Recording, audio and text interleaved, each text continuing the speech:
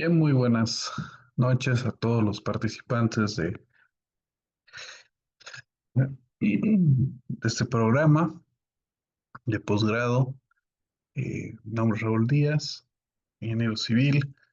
Vamos a, en esta etapa, en este módulo, hablar todo lo relacionado a la dirección y supervisión de obras de construcción relacionadas exclusivamente a infraestructuras, viviendas sociales, edificaciones, edificios de educación, justamente, salud y deporte.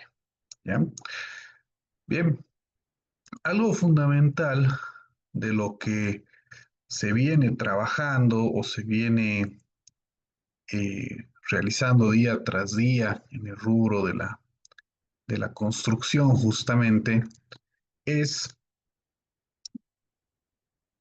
entender cómo debemos llevar adelante nuestros procesos o nuestros proyectos de supervisión o de fiscalización de obras.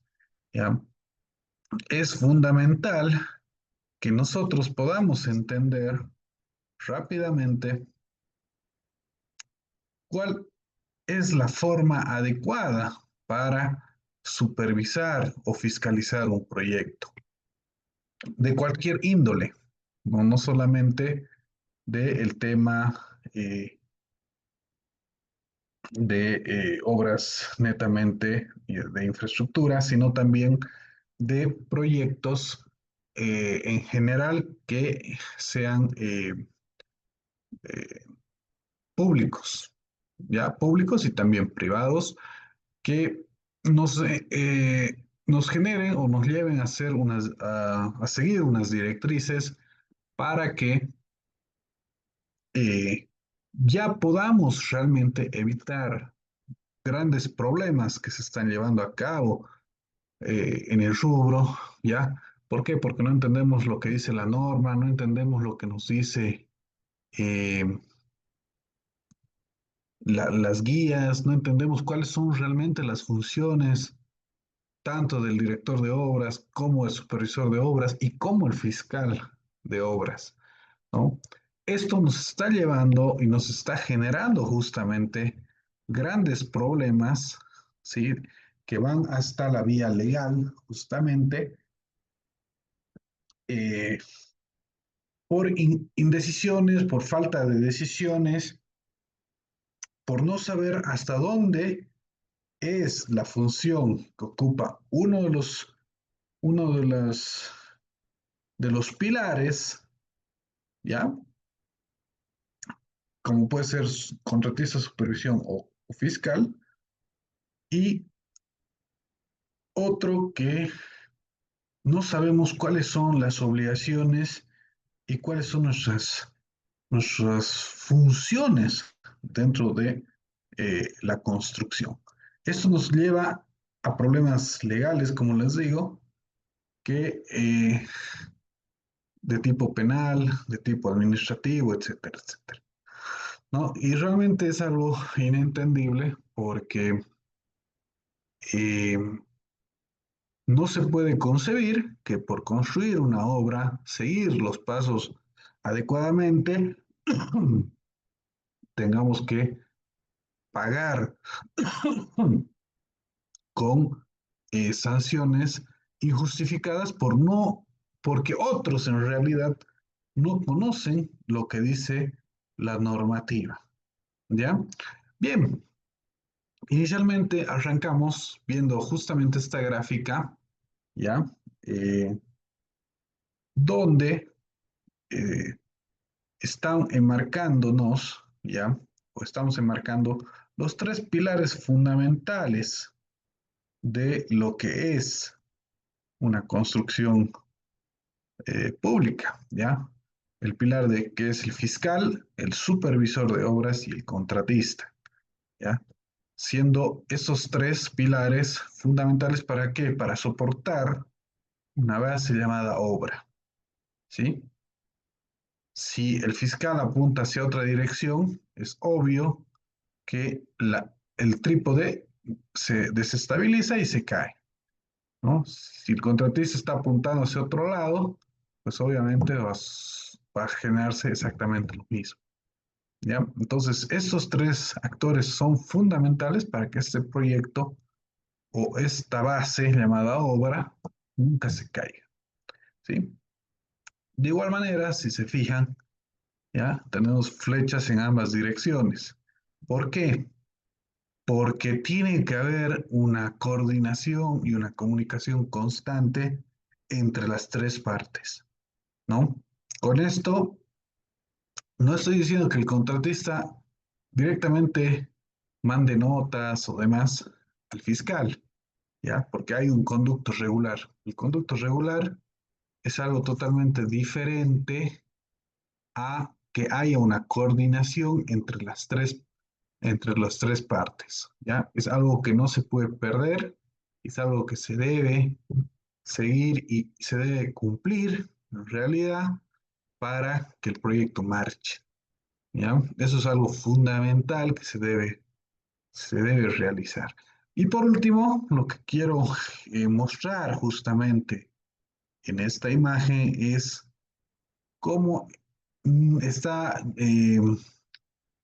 aleatoriamente la ubicación. O sea, porque quiero demostrarles de que acá nadie es jefe de nadie.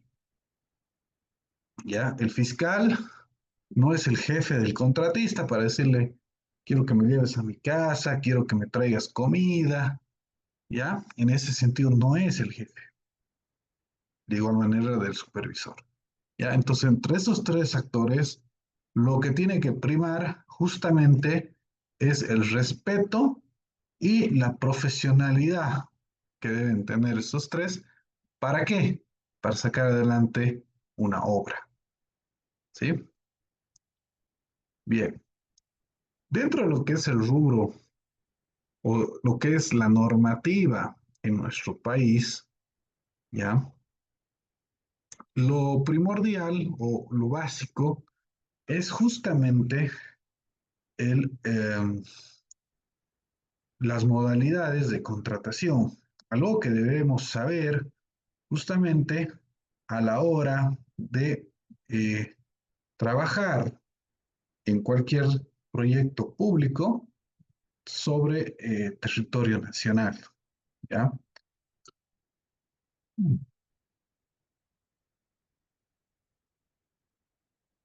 Esta documentación o estas formas de contratación se dividen específicamente en seis grupos.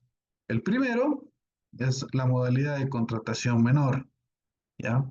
Son proyectos que no superan los 50.000 bolivianos, ¿ya?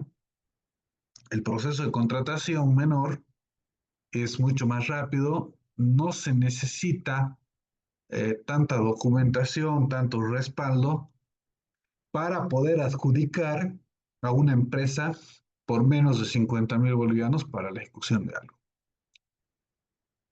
El segundo nivel pasa a ser el apoyo nacional a la producción y el empleo o los procesos de contratación AMPE, ¿ya? Que están entre los 50.000 y el millón de bolivianos de ejecución, ¿ya? En esta etapa ya se comienza, ya parte a un proceso licitatorio en primera instancia, eh, se solicita toda la documentación que es mucho más ampulosa que de una contratación menor, que una contratación menor podría ser a través de una simple cotización, por ejemplo, y con eso ya podríamos contratar. El AMPE entra a un proceso licitatorio, se sube al sistema llamado SICOES con la finalidad de que oferten de manera libre las empresas que cumplan con con los requisitos eh, que estén en el documento base de contratación. Ahora, si la licitación supera el millón de bolivianos, entraríamos justamente a un proceso de licitación pública, ¿ya? Donde los plazos son mucho mayores, donde los plazos de presentación de propuesta, los documentos también son más ampulosos, es más detalle, se requiere muchas cosas más al respecto, ¿ya? Para hacer una adjudicación por licitación pública, ¿ya? Eh, por, por el tema de licitación, esa se puede dividir en dos grupos, ¿ya? Que están relacionados a los montos de los proyectos, ¿ya? Pueden ser licitaciones nacionales como licitaciones internacionales, ¿sí? Pueden ser ambas, ¿ya? Entonces, eh, cuando pasa a ser una convocatoria pública internacional, a partir de los 70 millones de bolivianos, ya podemos hacer una oferta internacional. Es decir, pueden venir empresas de todos los países, ¿ya? Y si cumplen con los requisitos, pues tienen toda la potestad de poder participar en un proceso licitatorio, ¿ya? Los plazos son mucho más elevados. eh, de una pública nacional a una licitación internacional, hay una diferencia de aproximadamente 5 días en, eh, en generar la presentación de las propuestas. eh, los documentos también se exigen más documentos que en un proceso de licitación pública nacional. ¿Ya? Bien. Y esto tiene un proceso que se llama proceso de contratación de obras. ¿Ya? Es una serie de pasos que vamos a realizar, ¿sí?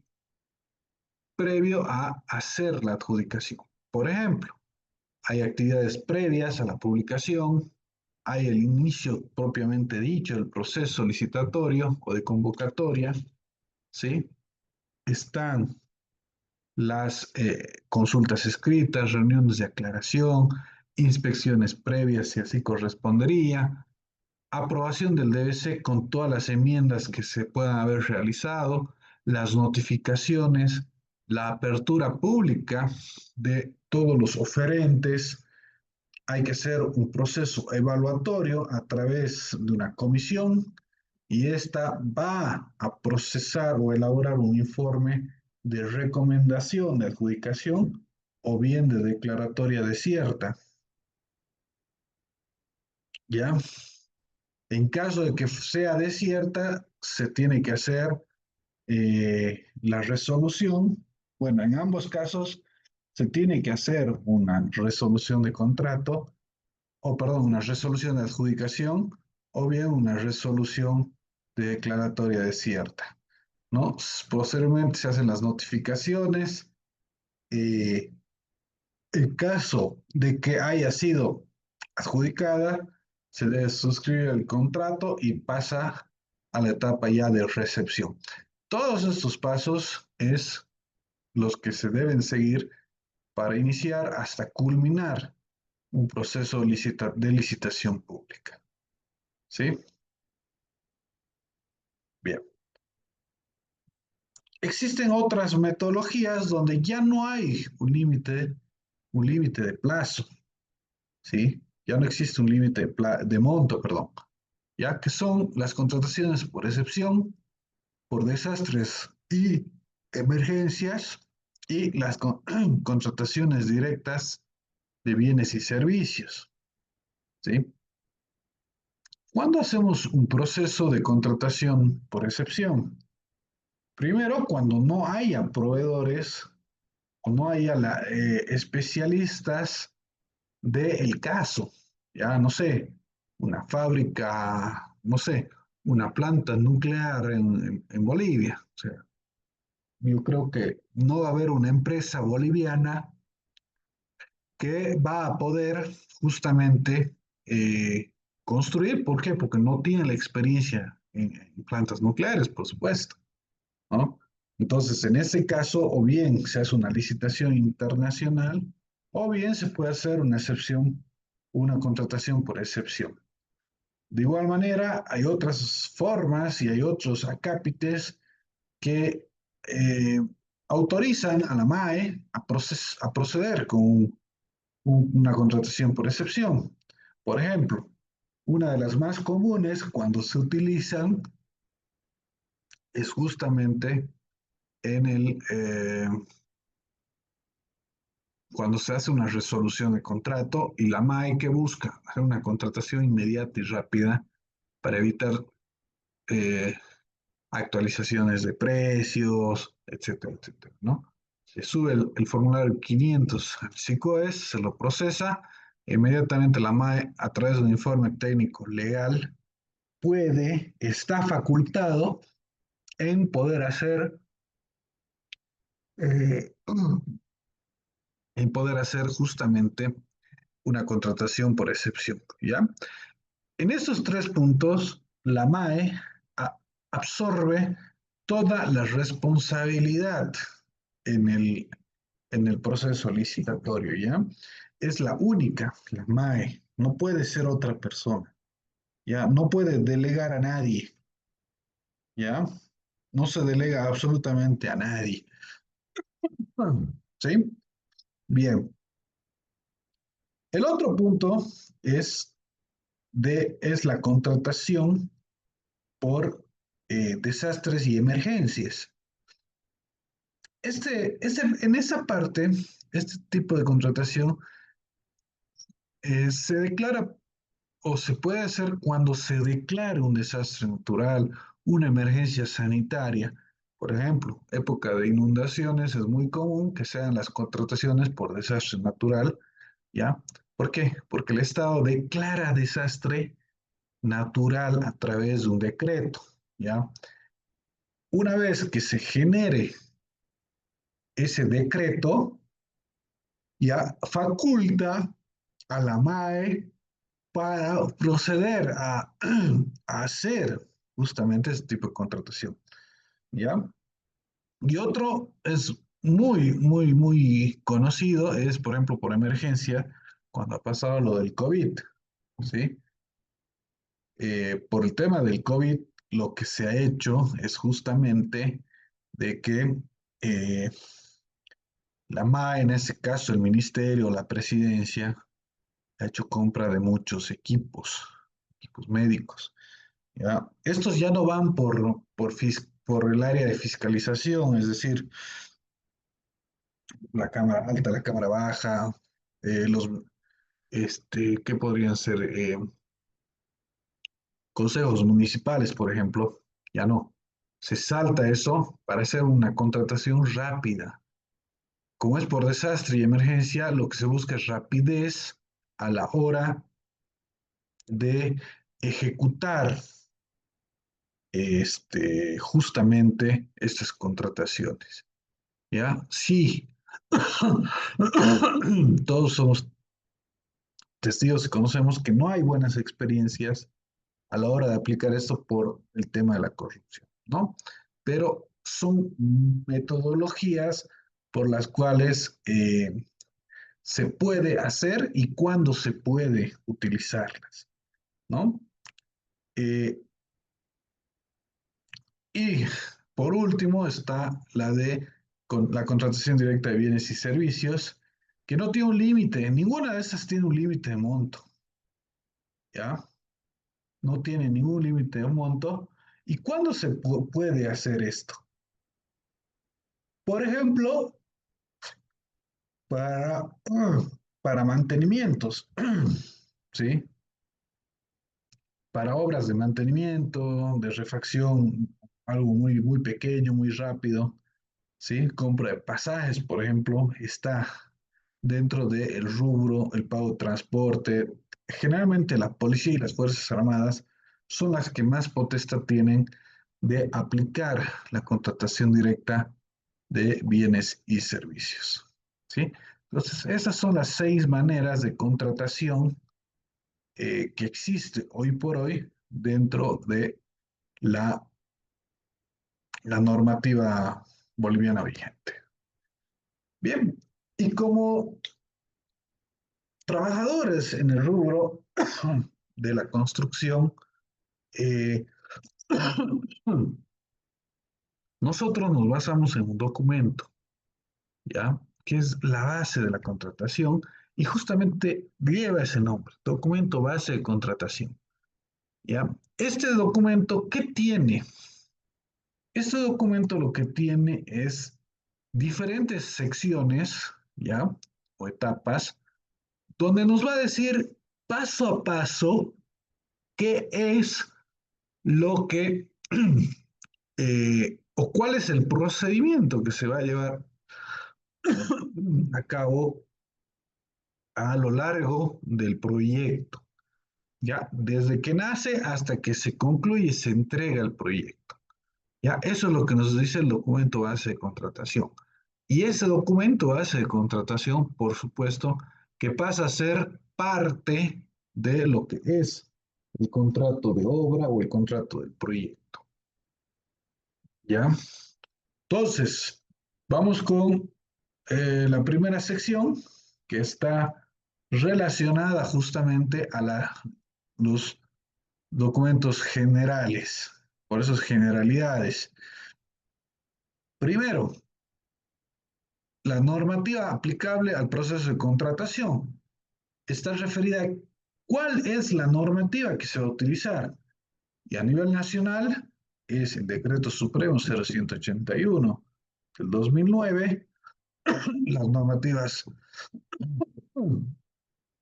básicas del sistema de administración de bienes y servicios, la normativa SAPS, ¿sí? Y todas las modificaciones que se generen en el presente documento base de contratación.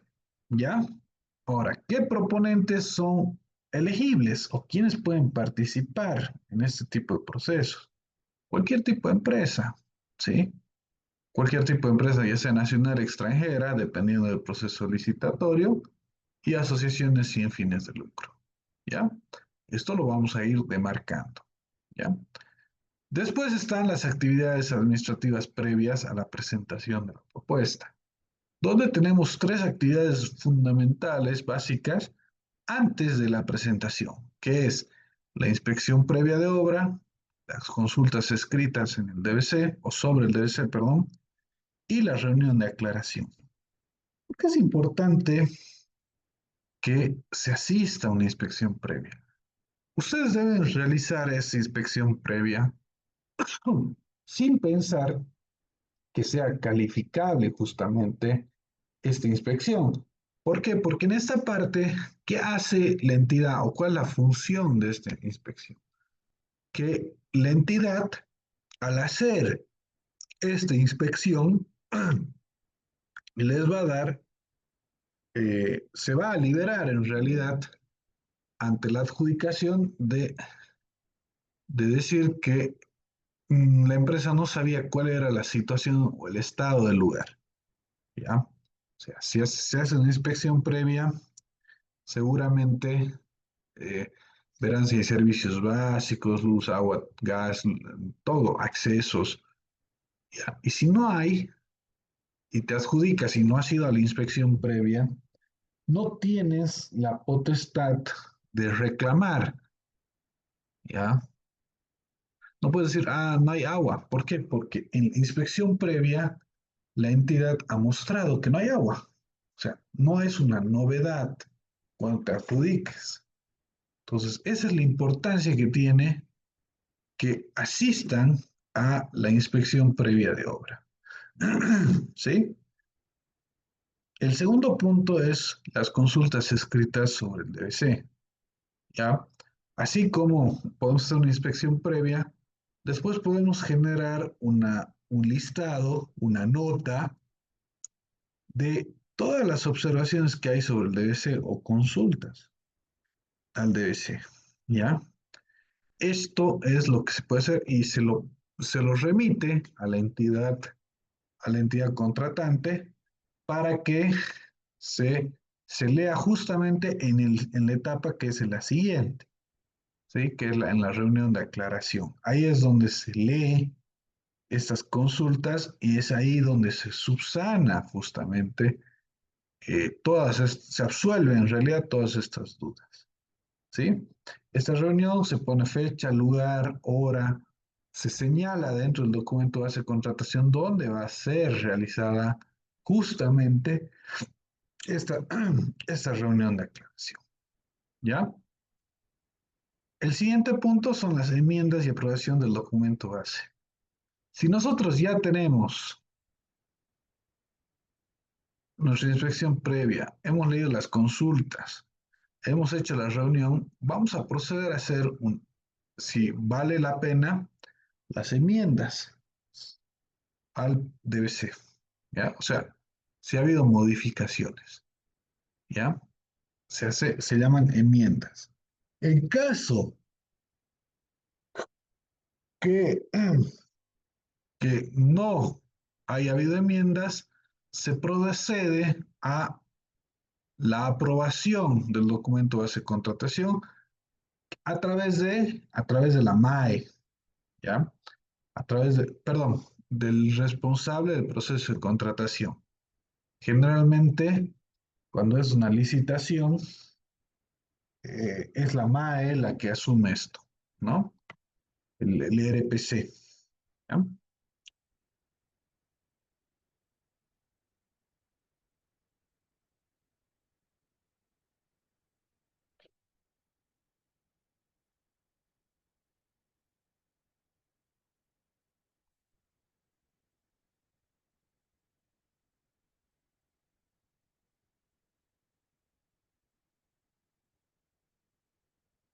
Bien. De ahí viene el punto de cuándo se puede generar una ampliación de plazo para la presentación de las propuestas.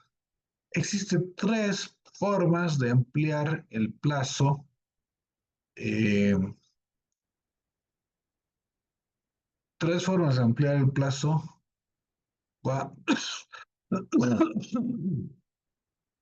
tres formas de ampliar el plazo de presentación. Uno es porque hay más enmiendas al DBC de lo que, que va a generar un retraso de la aprobación. Segundo, por fuerza mayor y tercero es por caso fortuito. Esas son las tres posibilidades para hacer una ampliación de plazo a la hora de presentar las propuestas. ¿Ya?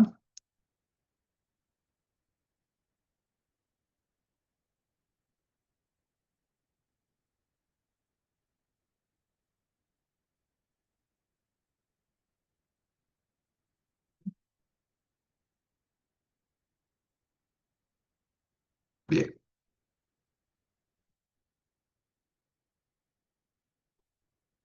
De ahí está la determinación del tipo de garantía que se debe utilizar en el proyecto. Y es más, no es que se debe utilizar, se da a conocer los tres tipos de garantía en realidad que se tiene dentro de territorio nacional,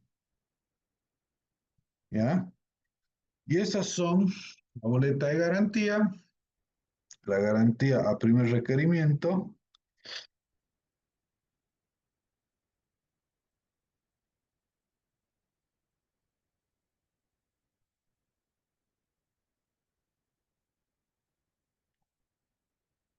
eh, la, la garantía,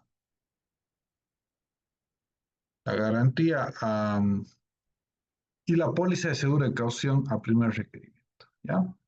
Esas son las tres maneras de, o los tres tipos de garantías que se utilizan en territorio nacional, ¿ya?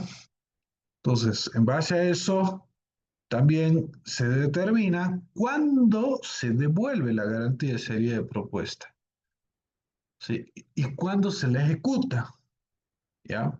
Dentro de lo que es la ejecución de la garantía, se la va a hacer cuando el proponente decida retirar la propuesta posterior al plazo. Segundo, que se compruebe falsedad en la información declarada en el formulario. Tercero, que para la suscripción del contrato, la documentación que se ha presentado en la licitación no respalde eh, con, en base al formulario, ¿ya?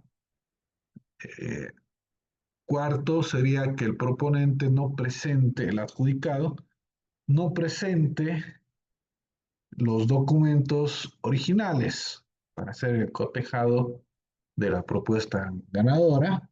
Y por último, que el proponente adjudicado desista de suscribir el contrato, ¿ya? Por eso es de seriedad de propuesta, ¿no? Por eso es seriedad de propuesta.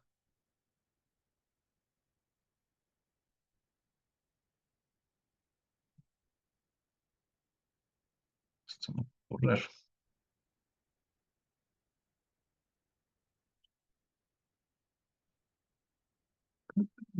Bien,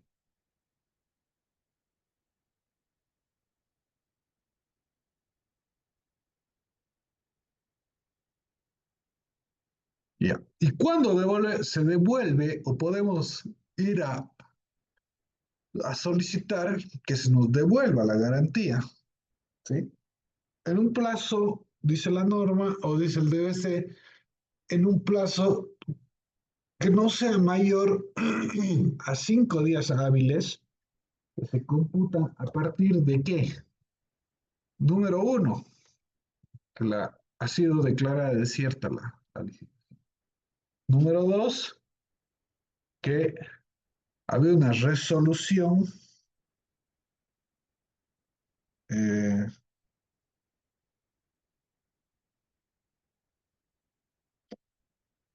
resolución de una impugnación que se puede haber producido. O ante la comunicación del proponente, rehusando aceptar la solicitud de la entidad convocante sobre la extensión el proyecto, de la presentación de propuestas del proyecto, ante una notificación de resolución y cancelación del proceso licitatorio, ¿sí?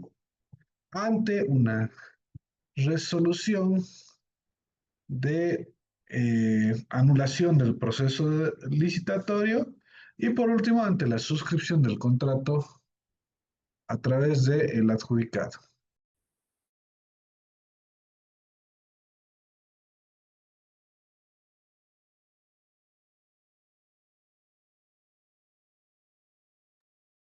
¿Ya? Ahí es cuando se hace la devolución de la documentación o de las garantías también, y de las garantías también. También nos especifica cuándo se rechaza y descalifica una propuesta. ¿Ya? Primero que nada, se la rechaza cuando ha sido presentada fuera de plazo, por supuesto. ¿Ya? Y aquí lo que tenemos que tener cuidado es en manejarnos con las horas de la entidad y no así con las horas de nuestro reloj. ¿Ya? Tienes que tener mucho cuidado. Ha habido una infinidad de licitaciones donde, eh,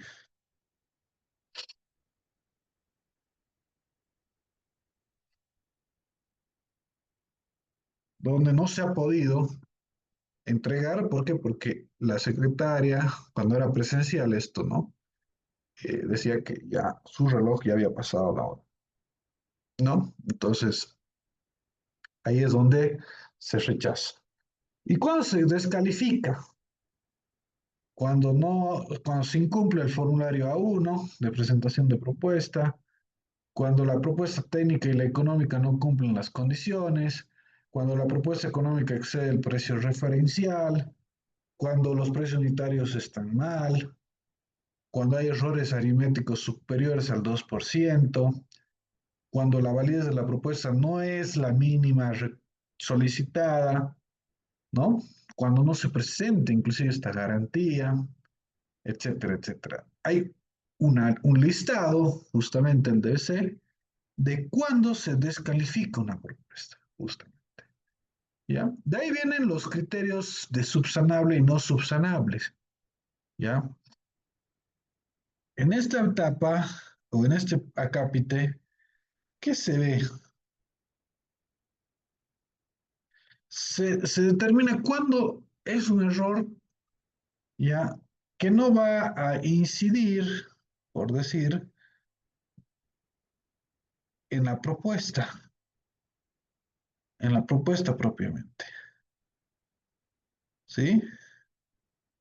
No va a incidir en la propuesta, ¿sí? Entonces, ¿cómo cuál? Primero, que se vean errores accidentales, ¿ya?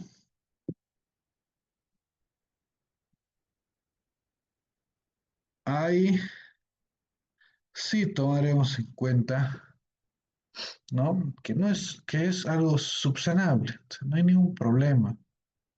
No tenemos que por ahí mm,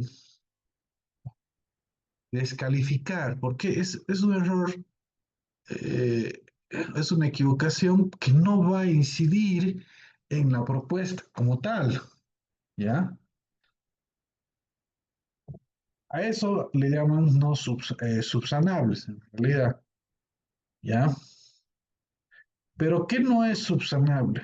Por ejemplo, la ausencia de algún formulario, faltas de firmas, por ejemplo, eh, no es subsanable, ¿ya? Falta alguna propuesta, falta las garantías, o el monto de la garantía no es el correcto, ¿ya? O sea, todo eso es no subsanable, ¿ya?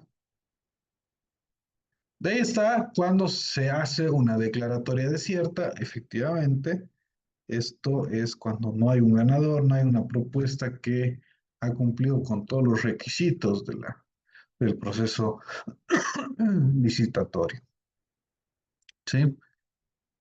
Está la cancelación, suspensión y anulación del proceso de contratación.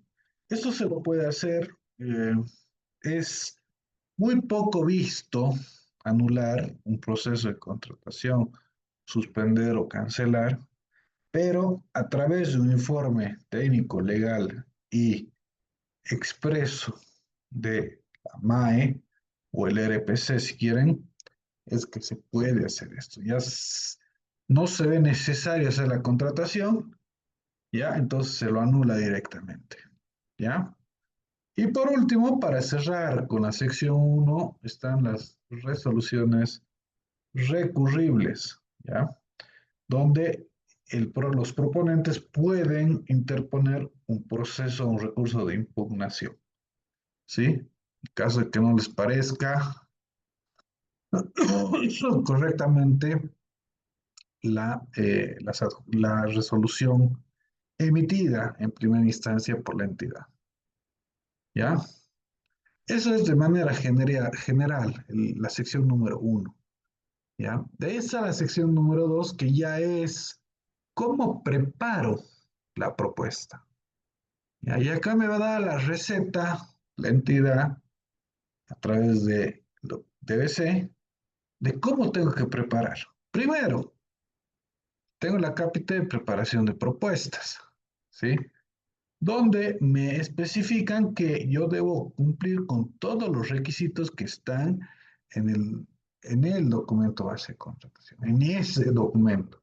No puedo usar otros, tengo que usar ese documento, ¿ya? Por ejemplo, los formularios no puedo sacar de otra licitación, son de estos. O sea, ustedes me pueden decir, pero son los mismos. A veces sí y a veces no. Entonces, lo mejor y lo más recomendable es utilizar los de la licitación, ¿ya? Hay que usar los de la licitación, ¿sí? Bien.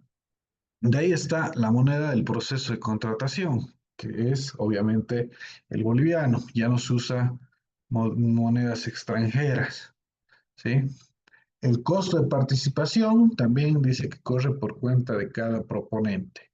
El idioma debe ser el castellano, ¿ya? Y está la validez de la propuesta.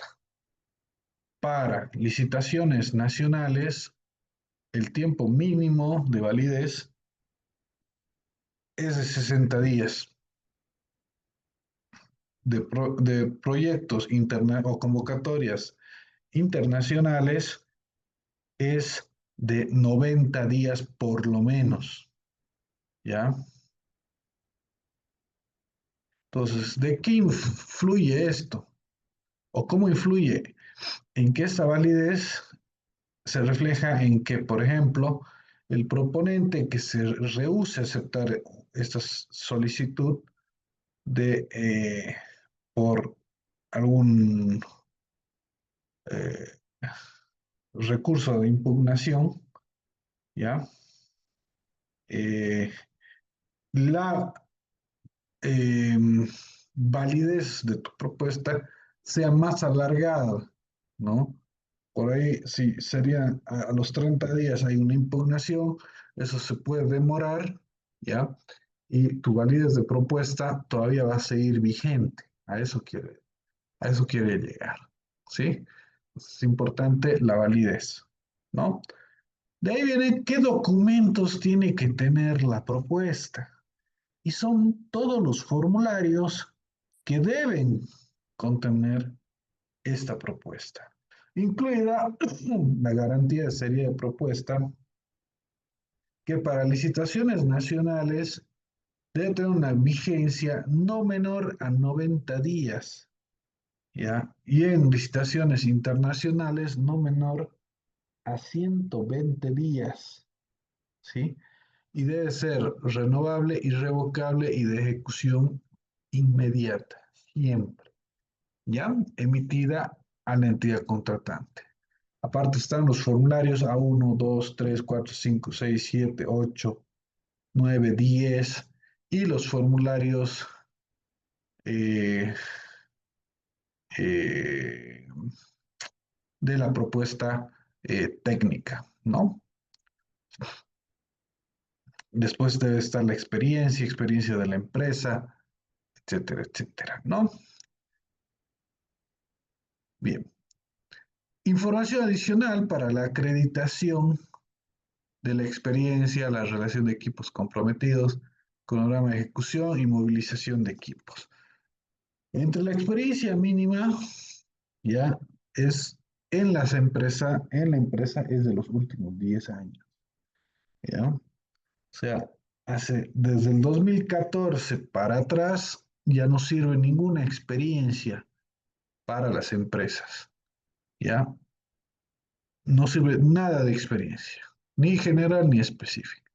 Pero para superintendentes, directores de obras, residentes, etcétera, sirve obviamente toda la experiencia laboral eh, en el proyecto. ¿Ya?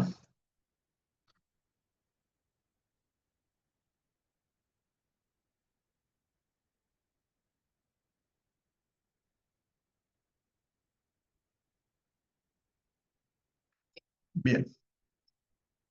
En cuanto a la propuesta económica, ¿sí? Tenemos, perdón, en cuanto al equipo mínimo, igual tenemos los formularios, equipo mínimo comprometido, donde ahí se especifica que el equipo debe estar en condiciones y debe estar operable el cronograma de ejecución de obras exactamente lo mismo, que siempre esté a través de un diagrama de Gantt con su respectiva ruta crítica. ¿Sí? De ahí está sí la propuesta económica, donde también se debe incluir todos los formularios, B1, B2, B3, 4, etcétera. ¿Ya? De ahí, de lo económico va a la propuesta técnica, que está justamente el formulario C1, que es la metodología de trabajo, el organigrama, métodos constructivos, cuántos frentes de trabajo, toda la experiencia de la empresa, ya entra ahí todos los formularios que les decía, A3, A4, 5, 6, 7, 8, 9 y 10, ¿ya? Y también está las condiciones adicionales, como es el formulario C2, ¿sí? Y por último está la posibilidad de adjudicación por tramos o por paquetes, ¿ya? De ahí viene la parte o el sector 3 que ya es la presentación y apertura de propuestas, donde en esta presentación inicialmente está la forma de presentación, los plazos y el lugar de presentación y las modificaciones y retiros de propuestas, ¿no? Donde ahí también se especifica, esto sobre todo cuando era presencial, ¿ya? La presentación era cómo se debe presentar, el plazo y el lugar donde hay que entregar, se entregaba toda la documentación, ahora es a través de un sistema digitalizado, ¿no? Y las modificaciones o cuándo podíamos retirar nuestras propuestas.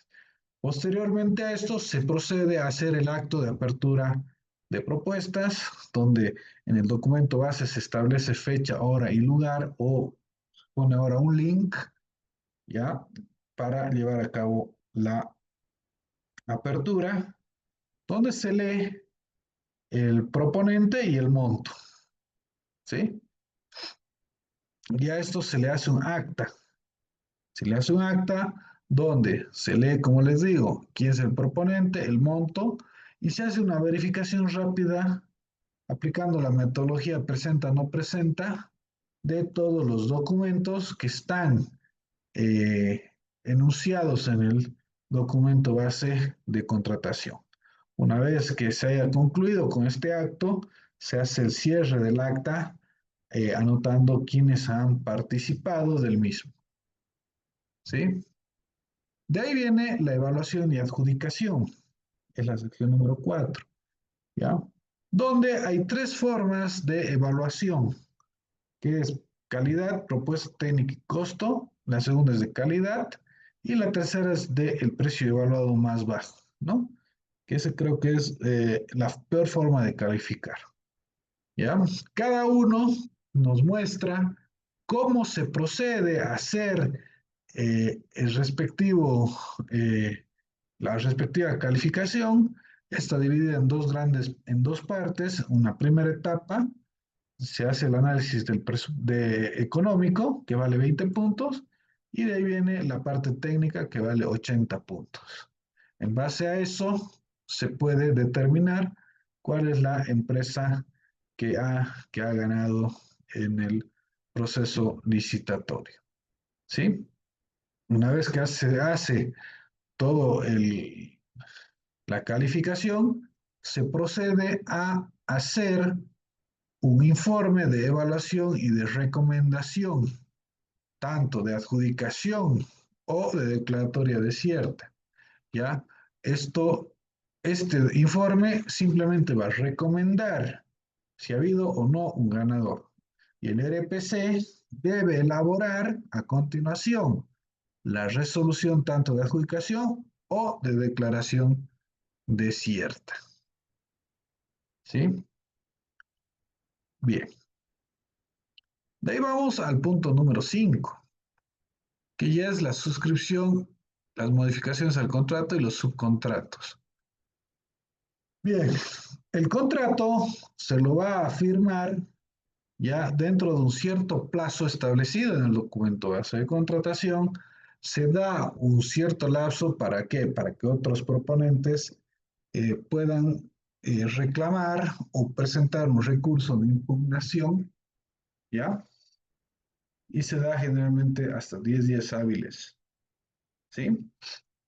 Entre 10 y 15 días, ¿sí?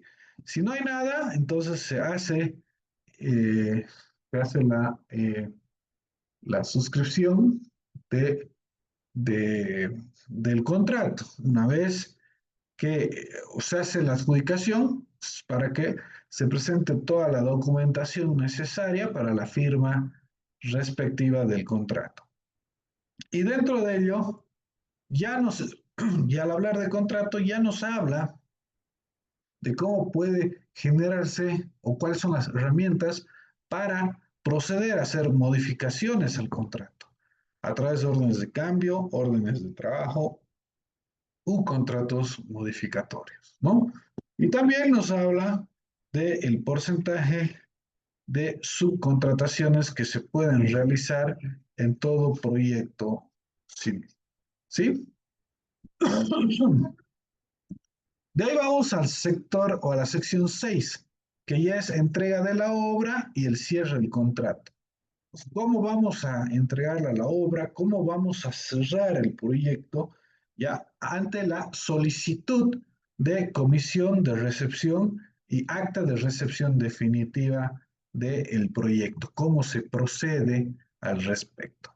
¿Sí? Entonces, fíjense cómo el documento base de contratación nos da todas las pautas, inclusive hasta el final de la obra. Hasta entregarla a la obra está todo detallado, el paso a paso que se necesita de manera imperiosa tener para cumplir adecuadamente los procedimientos correspondientes a la hora de ejecutar. Y la última sección, que es la 7 justamente, es un glosario de términos, es decir, los conceptos de términos que tenemos que tener cuando trabajamos en el sector público. ¿Qué es el supervisor? ¿Quién es el fiscal? ¿Qué es el superintendente? Etcétera, etcétera. ¿Sí? Bien.